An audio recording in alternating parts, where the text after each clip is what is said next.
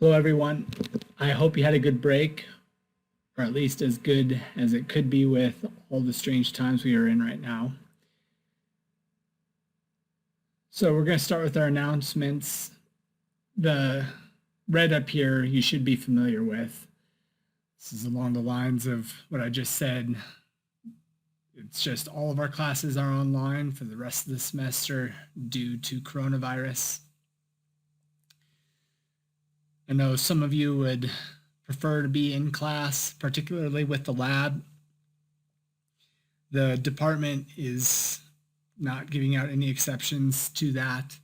I believe the only class that has any kind of an exception is Capstone 2, and no one's expected to come to any kind of lecture. It's just that there are some arrangements being made for those Capstone 2 students to use the shop in limited numbers so they can finish their projects. But that's the only exception. The school is sensitive to the hurdles this is creating for all of you. One way that they would like to try to ease that for you is to offer a pass-fail option. So this will be for all classes. They will provide details to you about this, and you should look for those. Those details will take precedence over what I'm telling you right now. But the gist of it is you must decide within 5 days after the registrar posts the final grades whether you want to take that pass or fail, or if you want to stick with the letter grade that you get assigned. So if you get a C- or better, then you can take a pass. If you get a D+ or worse, you can take a fail. Primarily, you would want to do this if you just don't want it to count towards your GPA.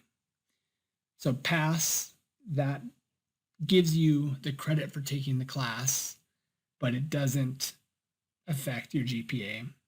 The fail, of course, you won't get credit for taking the class. You'll have to take it again, which you would have to anyways for not getting a C- or better.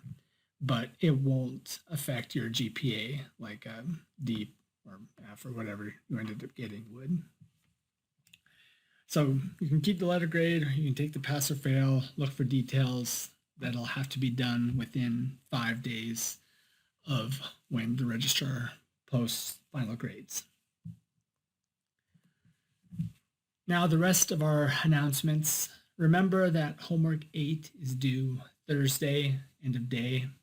Submit that to D2L like usual. The solutions for that will be posted Friday for your exam prep. Remember, we're taking exam 2 on Tuesday. It's the same reading assignment. We'll get through that chapter 8 stuff, and we'll pick up with the chapter 7 after the test and go back and pick up 8.1 after the test as well. So lab, that's the big tricky thing with all of our classes going online. This week, the main thing, remember that your LVDT lab memos are due. And we will be getting you a video of the ultrasound demo. There'll likely be a task or two that you need to do that are prompted through that video. But look for that. And then what we will be doing with each of the labs obviously is going to change a lot. And we'll announce what that will be soon. Thursday, we won't have class. That is the day that we would not have had class because of NCUR, but all that's canceled, and we won't be having class. That day was already meant to not be a class day. Then the big thing, exam 2. So Tuesday, 3/31. And as it says there, more on the next slide, so let's go to that one. So this will probably be a learning process, probably won't be perfect, but like much of this semester will be like that, and we'll make our way through it fairly. The plan is to administer exam 2 through D2L. So we're going to take it during our normal class time. just over D2L.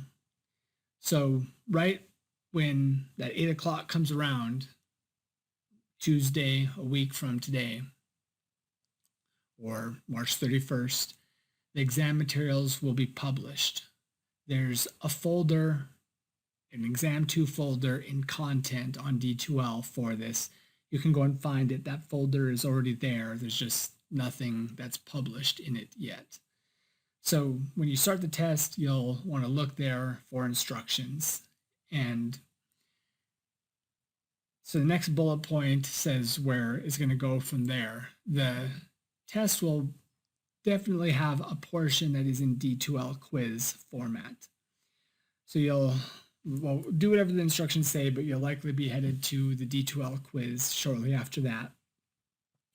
We may have written problems outside of the quiz. I will try to incorporate it all into the quiz just for convenience, but some of the problems we do may not translate to that very well. I'll have to see how that works.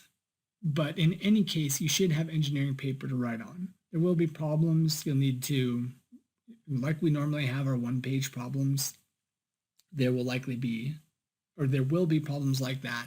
So you're going to have engineering paper there for you to do your work on. And that work, you're going to need to scan and submit it to D2L by the end of that test. There are two reasons for this. One, that may be your test submission. But even if we do manage to fit it all into a D2L quiz, then I will want to see your work to possibly go back and give some partial credit. So make sure you write down all your work like usual, and then you'll need to scan that and submit it by the end of the test. Normally, we just have our note sheet. I thought for this one, I will allow you to have open book, open notes, open D2L. For one, I can't really control that, so why even try? You can use all those resources. I still do recommend, though, that you create a note sheet like we normally do. This is for your benefit. If you do that, then one, you'll be better prepared for the test, but it also will help you to get through the test more efficiently in terms of time. So create that note sheet still. Then the work should be your own, and the D2L quiz will be structured in a way to make it that it won't really be efficient for you to sit next to somebody else and try to work on the test together. There'll be problems in different order and problems with different answers. We can set different variables within D2L. So one, I don't think it'll be very advantageous for you to do that. And in any case, you shouldn't do that. The test is to test your knowledge. So do the work on your own. Make sure you submit your own work and only your own work. And page 2 of all this. So the test will last 75 minutes like a normal test does. So there'll be a time limit set on the quiz. There'll be a time limit set on the submission folder. I initially thought I wanted to give you more time, like a whole day, something like that. But I thought to be fair to you and to be fair to other semesters as much as possible, we should still limit the test to the 75 minutes as it's always been. Some of you likely will have class right after that. Like I said, I want to be fair to you all. Just remember, we'll have our normal 75 minutes. The quiz and submission folders will end at this time. You should have your quiz completed and your work submitted by that time. You should all be very familiar with scanning and submitting homework by now. You're all doing it. If you were using a scanning machine in the library or something like that, you should figure out how to do it on a phone. And we'll be more lenient with that. If you can only snap a picture and submit that, that's fine. Just make sure it's legible. I do recommend the apps though that scan it. They do a much better job in most cases.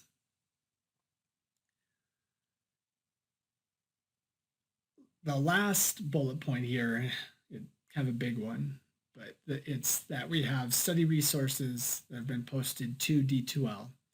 There's a list of them here. So first, we have the review topics document that's been published. We have 2 exam 2 example problems.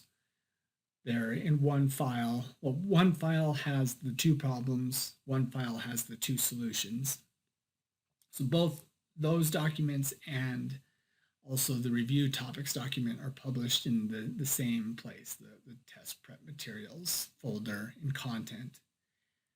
And then homework solutions for homeworks 1 through 7 have all been published in their normal location. As soon as you turn in homework number 8 on Thursday, well, that's at midnight, Friday morning, I'll be posting the solutions for homework 8 so you can study for the test on Tuesday with those as well. Finally, I have already posted all lecture slides, notes, and exercises that we've gone through during class. The ones I'll post the slides and these videos, so you'll have today's materials as well.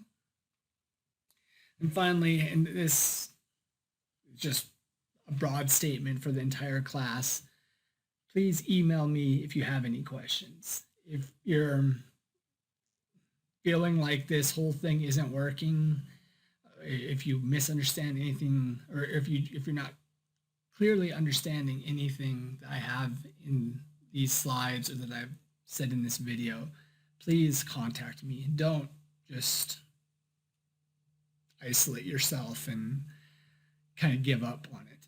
Just talk to me, we'll work it out.